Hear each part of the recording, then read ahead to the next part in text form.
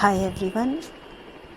आज खाली समय में बैठी मैं सुभद्रा कुमारी चौहान द्वारा लिखित एक कहानी पढ़ रही थी, अनुरोध।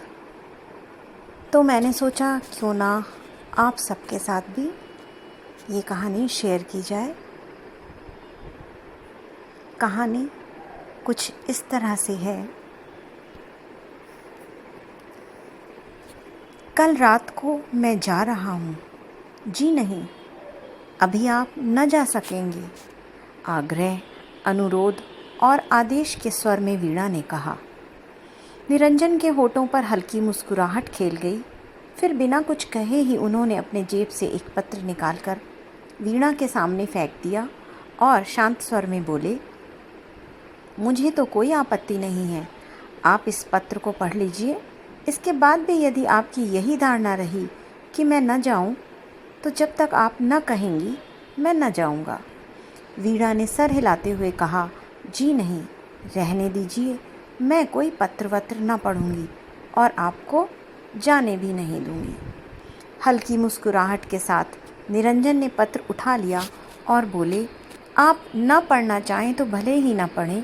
पर उनकी बात को काटते हुए वीणा ने कहा, अच्छा लाइए, जरा देखूं तो सही किसका पत्र है। पत्र लेखक मेरा कोई दुश्मन ही होगा जो इस प्रकार अनायास ही आपको मुझसे दूर खींच ले जाना चाहता है।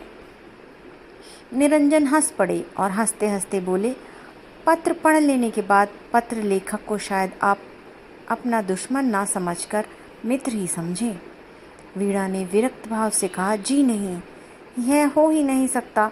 जो आपको मुझसे दूर खींच ले जाना चाहे वह कोई भी हो, मैं तो उसे अपना दुश्मन ही कहूँगी। निरंजन ने कहा, सच? पर आप ऐसा क्यों सोचती हैं? वीणा ने निरंजन की बात नहीं सुनी। वह तो पत्र पढ़ रही थी जिसमें लिखा था, मेरे प्राण, 1 महीने पहले तुम्हारा पत्र आया था। तुमने लिखा था कि यहाँ का काम 1-2 दिन में निपटा कर रविवार तक घर अवश्य आ जाऊँगा। इसके बाद सोचो तो कितने रविवार निकल गए। रोज़ तुम्हारा रास्ता देखती हूँ। उधर से आने वाली हर एक ट्रेन के समय उत्सुकता से कान दरवाजे पर ही लगे रहते हैं। ऐसा मालूम होता है कि अब तांगा आया, अब दरवाजे पर रुका और अब तुम मेरे, अब क्या कहूँ। मैं जानती हूँ कि तुम अपना समय कहीं व्यर्थ ही ना नष्ट करते होगे, किंतु फिर भी जी नहीं मानता। यदि पंख होते तो तुम तक उड़कर पहुँच जाती। तुम कब तक आओगे? जीती हुई भी मरी से गई बीती हूँ। जब 2 पक्षियों को भी एक साथ देखती हूँ तो हृदय में हुक सी उठती है। क्या यह लिख सकोगे कि कब तक मुझे प्रतीक्षा करनी पड़ेगी? वैसे तुम्हारी इच्छा जब आना चाहो, पर मेरा तो जी यही कहता है कि पत्र के उत्तर में स्वयं ही चले आओ। तुम्हारी। पत्र पढ़ते पढ़ते कई बार वीणा के चेहरे पर विषाद की एक झलक आई और चली गई। पढ़ने के पश्चात पत्र को उसने चुपचाप निरंजन की ओर बढ़ा दिया। निरंजन ने पत्र लेकर जेब में रख लिया। कुछ क्षण तक दोनों चुपचाप बैठे रहे।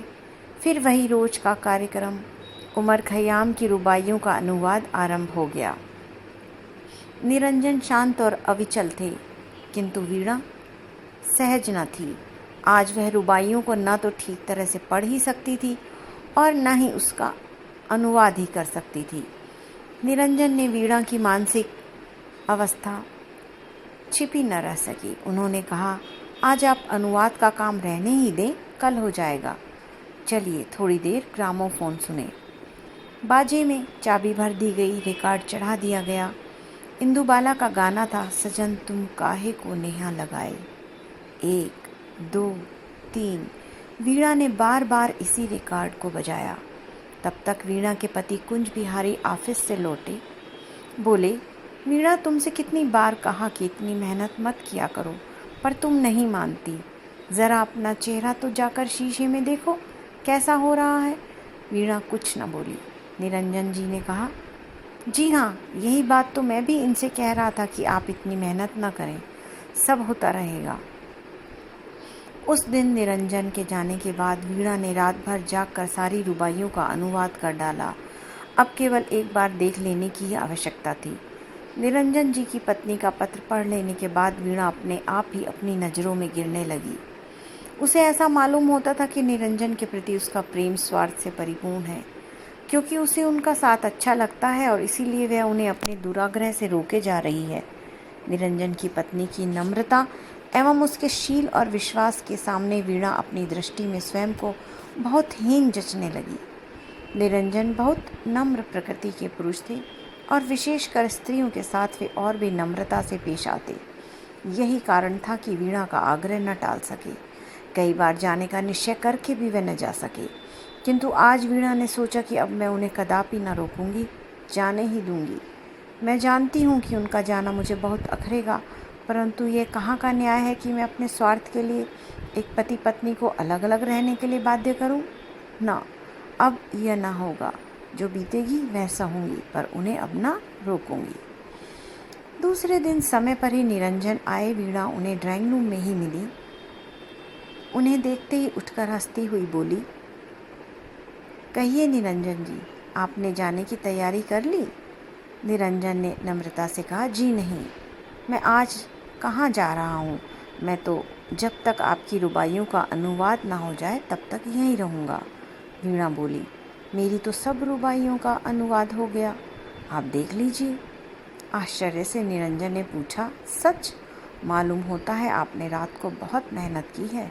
वीणा, हाँ, मेहनत तो ज़रूर की है, किंतु आपको आज जाना भी तो है। अब आप इन्हें देख लीजिए, 2-3 घंटे का काम है बस। निरंजन मुस्कुराते हुए बोले, क्यों, आप मुझसे नाराज़ हो गईं क्या? आप मुझे इतनी जल्दी क्यों भेजना चाहती हैं? मैं आराम के साथ चला जाऊंगा।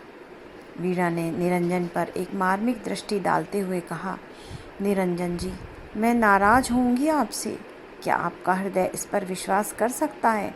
मैं तो जानती हूँ कभी ना करेगा, किंतु जिस प्रकार आप इतने दिनों तक मेरे आग्रह से रुके रहे, उसी प्रकार मेरे अनुरोध से आप आज रात को गाड़ी से चले जाइए।